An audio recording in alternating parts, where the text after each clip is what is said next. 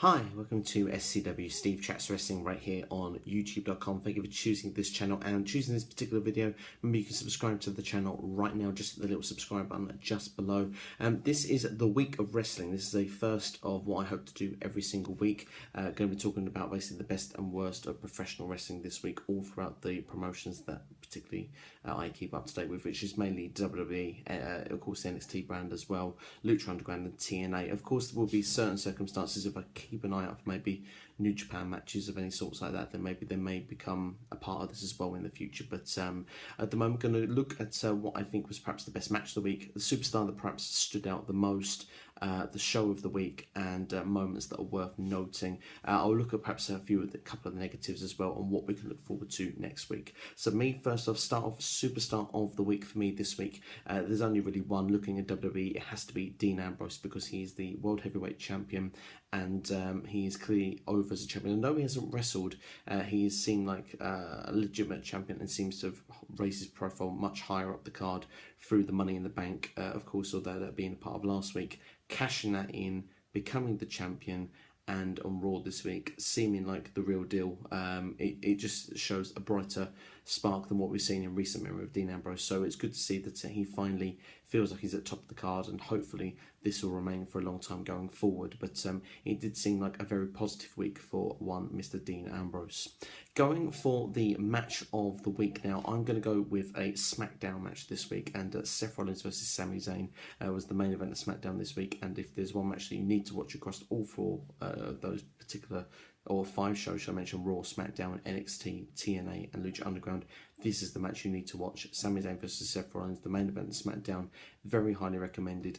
Was a top match, even though perhaps not given the amount of time perhaps it should have been given. Maybe one day we might see this maybe as a pay-per-view match where we really can thrive and excite ourselves with a 20-25 minute match. But still, for what we got, this definitely takes match of the week for this week.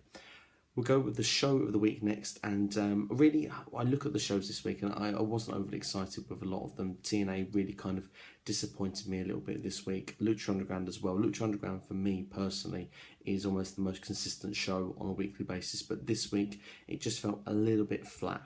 As a show of in-ring product and even some storyline development. There's probably only one major talking point from it, which we'll come to shortly. So then this brings us to the WWE shows. NXT again, nothing really standout-ish, no big matches on the show.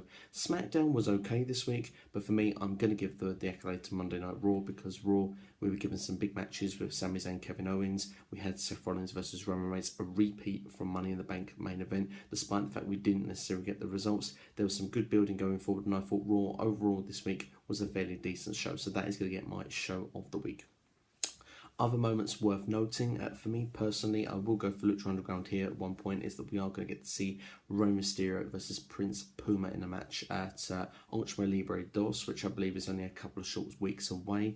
It's very exciting. That was like the main highlight, main event promo segment of the event. Prince Puma making the challenge out to Rey Mysterio and him accepting as well. So I think this is definitely a positive step going forward, and also gives us something to look forward to in the future. So that's going to get my perhaps most noteworthy moment of the week. Negative points of the week. Now, after such a positive main event, should we say, a match which for me was perhaps match of the week last week, John Cena versus AJ Styles, I do think that the build up on Raw for the next stage of this feud was a bit flat on Raw. I didn't like the way it was dealt with. I didn't like the fact that John Cena kind of made Cole Anderson look like a jobber in the match. That for me, it didn't really work, and it didn't really make this feud seem greater. So for me, that is probably one of my negative points from a WWE standpoint this particular week. Another perhaps negative standpoint, although the match was decent, the finish, the Jeff Hardy, Matt Hardy 6 sides of steel cage match in TNA, very disappointing. I mean, you look and say, well, Jeff Hardy jumped off the top of the cage, through a table, through 2 chairs, through Matt Hardy, through another table. Steve, what are you on about? That was awesome. Well, Jeff Hardy clearly missed a lot of this, went through the first, put himself through the first table, and then was pretty much with his legs, and then the rest of his body kind of went flying over Matt Hardy. So it felt a bit like a botched finish, and the worst part as well is that Jeff Hardy didn't even sell going through that table. He just got straight up, covered Matt Hardy as if nothing had even happened. And for me, that kind of just felt like a bit of a weak finish to what otherwise would have been a decent match. And for me, it really spoilt that match for me. So that's going to be on one of my negative points of the week. Looking at it as well, perhaps the women's division, perhaps the Dana Brooke with and Paige elements for me were a bit disappointing. The fact that Dana Brooke couldn't really seem to put Charlotte's foot on the bottom rope of the women's match was a bit of a botch. It was a major part of the match as well, so to botch that moment wasn't really clever. The fact that Sasha Banks came back, which was a really positive moment and a good moment going forward, Paige seemed to just raise her hand and not have a problem with her holding the belt up, even though she'd just been screwed over a title match. That, for me, another negative point. So those are my negative points of the week. Looking forward into next week, I am looking forward to seeing what is going to happen with the triple threat scenario. Are they going to mention with Roman Reigns with his suspension? Are they going to say there's an injury? What are they going to say? How are they going to cover up that Roman Reigns is not on TV? That's going to be very interesting going forward. And for me as well, looking forward, for me, Lucha Underground is something to look forward to on a weekly basis. We know a couple of weeks ago that Pentagon Jr. is going to be taking on Matanza for the Lucha Underground Championship. I'm very excited to see if there'll be any progression going on to that into the next episode of Lucha Underground. From a TNA standpoint, looking forward to what looks to be the main event of the next week's show, which is going to be a triple threat, which is going to be Bobby Lashley versus Drew Galloway versus EC3. That was set this week on TNA as Drew Galloway and EC3 won a tag team match where they pinned Eli Drake in a tag team match, which Eli Drake was tagged with Lashley. If both of them won, they would earn a title match. It was then confirmed later in the night, rather than two singles matches, it was going to be a triple threat match. So looking forward to see how that plays, and I think that has a potential to possibly still match the week next week. But this is the first time I've done this, so if you like me doing this each and every week, then please like the video.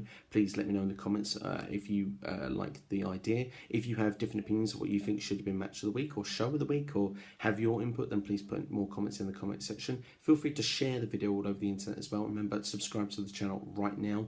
I'm going to potentially look at possibly bringing the podcast fully onto YouTube as well. Obviously I do podcasts twice a week at the moment, and I do them via SoundCloud. I normally give you the links in the descriptions of the videos. I'm thinking of potentially seeing if there's a possible idea that maybe I could put the podcast straight onto the channel, so that way if you're quite happy to look at a screen for an hour rather than listening for it through headphones, then you have the opportunity to check it out on this channel as well, rather than having to keep going to SoundCloud every week. It's just an idea in the sky right now, so that may or may not happen, but I'm certainly looking into potentially doing that. So if you're on board with that idea, then again, leave your feelings in the comment section. It would be greatly appreciated. But you've been watching SCW right here on youtube.com. Thank you for choosing the video, and make sure to subscribe and enjoy your weekend.